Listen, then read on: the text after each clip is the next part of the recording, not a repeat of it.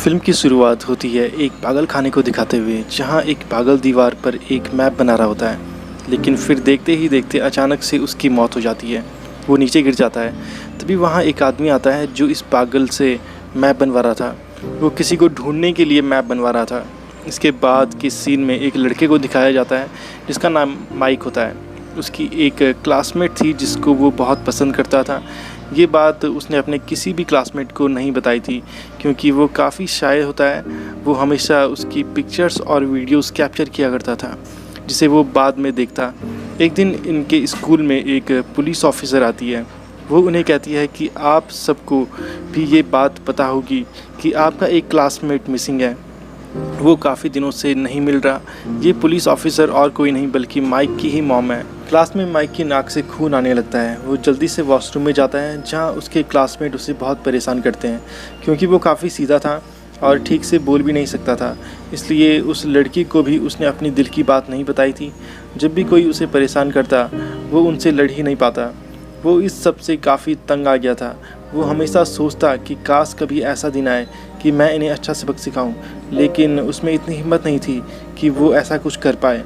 एक रात माइक की क्लासमेट के घर पार्टी होती है, इसलिए माइक इसे लेकर काफ़ी एक्साइटेड होता है। वो पार्टी के लिए कॉस्ट्यूम खरीदने के लिए एक शॉप में जाता है, जहां वो अलग अलग तरह के कॉस्ट्यूम देखने लगता है। तभी वहां एक बच्चा माइक को कहता है कि मैं तुम्हें एक सुपर हीरो वाला चाइनीज़ कॉस्ट्यूम देता हूँ। माइक उससे पूछता है कि ये मुझ पर अच्छा तो लगेगा ना? तो वो बच्चा कहता है कि हाँ, अच्छा भी लगेगा और इसको पहनते ही तुम में सुपर हीरो वाली पावर आ जाएगी। अब माइक इसे एक मजाक समझते हुए कॉस्ट्यूम घर लेकर आ जाता है। अब घर में वो कॉस्ट्यूम पहनकर सोफे पर उदास बैठा होता है। तभी माइक की मॉम आती है। वो माइक से पूछती है कि तुम उदास क्यों हो? जिस पर माइक कहता है कि मॉम, मैं कॉस्ट्यूम तो ला चुका हूँ, लेकिन पार्टी में बच्चों ने बहुत अच्छे अच्छे कॉस्ट्यूम पहने होंगे, लेकिन मेरा कॉस्ट्यूम अजीब है। तो माइक की मॉम कहती है कि तुम हमेशा अपनी तरह बनकर रहना, कभी भी दूसरों की कॉपी मत करना, नहीं तो तुम्हारी पहचान, तुम्हारी अच्छाइयाँ दब जाएंगी।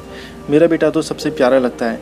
माइक के फादर इस दुनिया में नहीं थे, तो माइक की मॉम उसे बहुत प्यार करती थी, लेकिन माइक हमेशा अपने फादर को मिस करता था कि अगर मेरे फादर ज़िंदा होते तो वो मुझे तंग करने वाले बच्चों को सबक सिखाते। अब रात में माइक तैयार होकर पार्टी में जाता है, जहाँ सारे बच्चे उसे परेशान करने लगते हैं। वो उसे कहते हैं कि हम जानते हैं कि तुमने अपने फ़ोन में उस लड़की की फ़ोटोज़ और वीडियोज़ रखी हैं। तुम उसे पसंद तो करते हो, लेकिन ये क्या, तुम चोरी छुपे उसकी पिक्चर्स लेते हो? उसे अगर पता चलेगा तो उसे कितना बुरा लगेगा। इसके बाद वो उन फ़ोटोज़ और वीडियोज़ को वहाँ चला देते हैं। ये देखकर वो लड़की माइक पर बहुत गुस्सा होती है और उसे डांटती है। इसके बाद माइक खुद को वॉशरूम में बंद कर देता है। अब बाहर से बच्चे कहते हैं, क्या हुआ, तुम एक लड़की से डर गए? अब माइक बाहर नहीं जाना चाहता था, क्योंकि वो बच्चे उसे बहुत चिढ़ा रहे थे। अब माइक अंदर शीशे में देखकर कहता है कि उस बच्चे ने कहा था कि ये कॉस्ट्यूम पावरफुल है। तो कॉस्ट्यूम, क्या तुम पावरफुल हो? क्या तुम में कोई पावर है? तुम मुझे गायब कर सकते हो? फिर तभी लाइट ऑफ होती है और जैसे ही लाइट दोबारा आती है, माइक असल में गायब हो जाता है। वो इनविजिबल हो जाता है। जब वो सुबह उठकर ब्रश करता है तो हमें पता चलता है कि ये माइक वाकई में गायब हो गया है। अब माइक इस चीज़ से काफ़ी खुश था। वो कहता है कि ये मेरे लिए काफ़ी हेल्पफुल है। अब मैं अपने क्लास के बच्चों से बदला लूँगा। अब माइक जब स्कूल जा रहा होता है तो दूर एक आदमी खड़ा होता है। वो माइक को देख रहा होता है, जैसे उसे नोटिस कर रहा हो। अब माइक जब क्लास में जाता है तो वो किसी को नज़र नहीं आ रहा होता। वो इस चीज़ का पूरा फ़ायदा उठाता है और टीचर पे इंक गिरा देता है। अब टीचर को लगता है कि ये इंक किसी बच्चे ने गिराई है। वो उसको क्लास से बाहर निकाल देती है। इसके बाद वो एक एक करके बाकी बच्चों से भी बदला लेता है। अब हमें ये भी पता चलता है कि स्कूल से 2 और बच्चे मिसिंग हैं। उन्होंने मिसिंग होने से पहले एक वीडियो रिकॉर्ड किया था, जिसमें वो कह रहे थे कि हम अपनी मर्ज़ी से यहाँ से जा रहे हैं, हम अपने घर से परेशान हो चुके हैं और अब हम एक इंडिपेंडेंट लाइफ जीना चाहते हैं, अकेले रहना चाहते हैं। इसलिए आज इनके स्कूल में एक साइकियाट्रिस्ट आया होता है।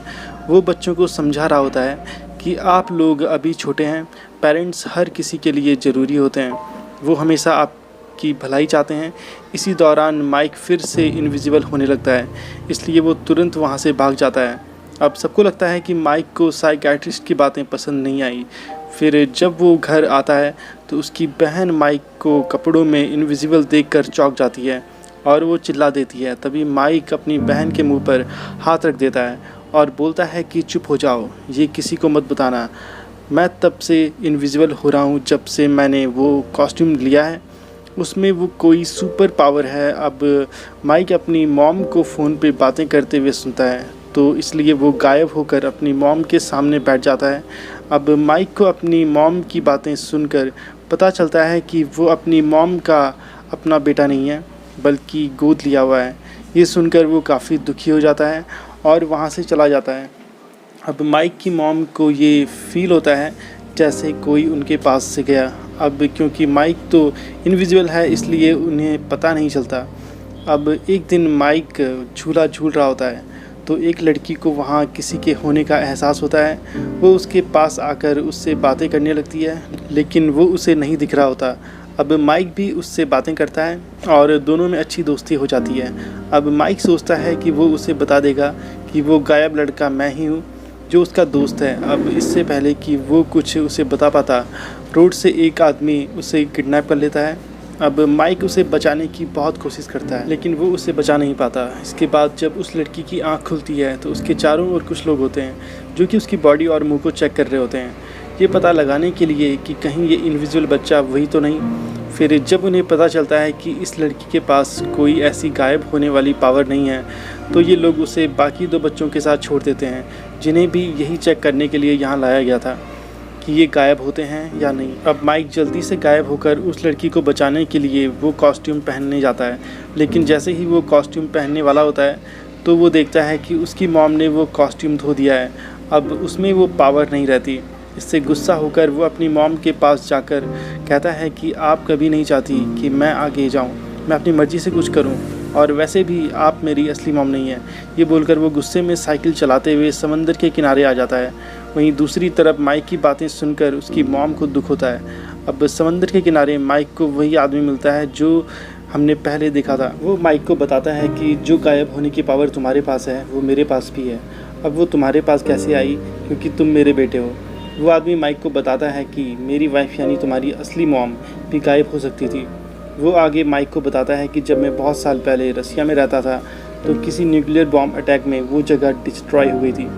उसके साइड इफ़ेक्ट की वजह से कुछ लोगों में सुपर एबिलिटी आ गई थी, तो उन लोगों को इकट्ठा करके एक टीम बनाई गई। जो आदमी इसका लीडर था वो बहुत कमीना था, वो हमारा यूज़ करता था, उसने हमें कैद किया हुआ था। ऐसे ही बहुत दिन बीत गए, वो हमसे काम लेता रहता। उसी दौरान मेरी मुलाकात एक लड़की से हुई जो मुझे काफ़ी अच्छी लगती थी।